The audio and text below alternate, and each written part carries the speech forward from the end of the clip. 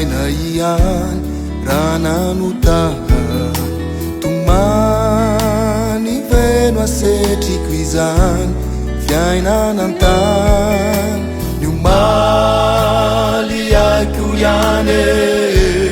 niny afarany diandany andro iotry kepiany va hoe ambany Jesosy anefa niteny hoe azamanaiko zao de mande ka aniwe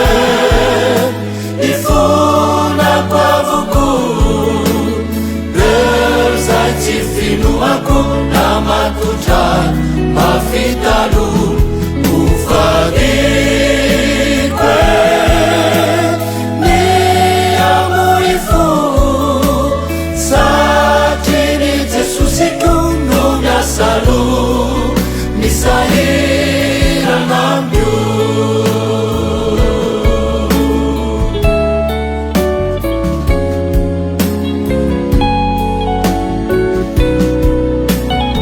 ho anao zay mbola gejainy zao fiainan zao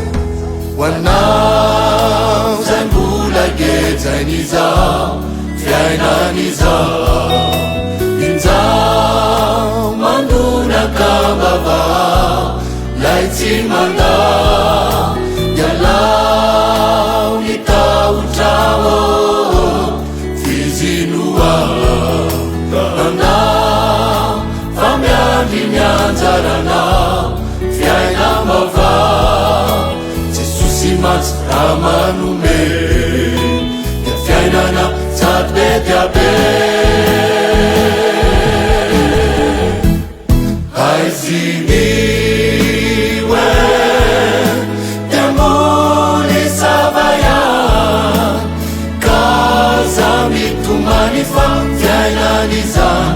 rosoatrany kavaly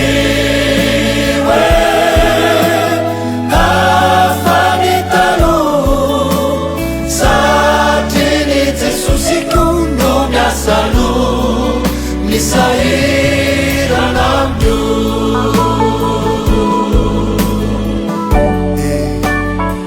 misaotra Jesosy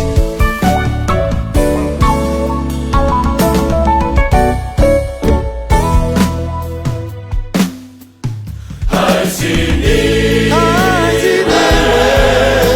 dia mboly savaiany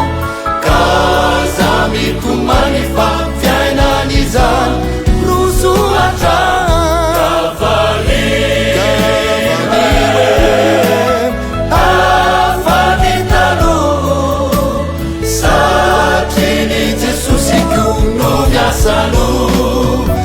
misahirana amio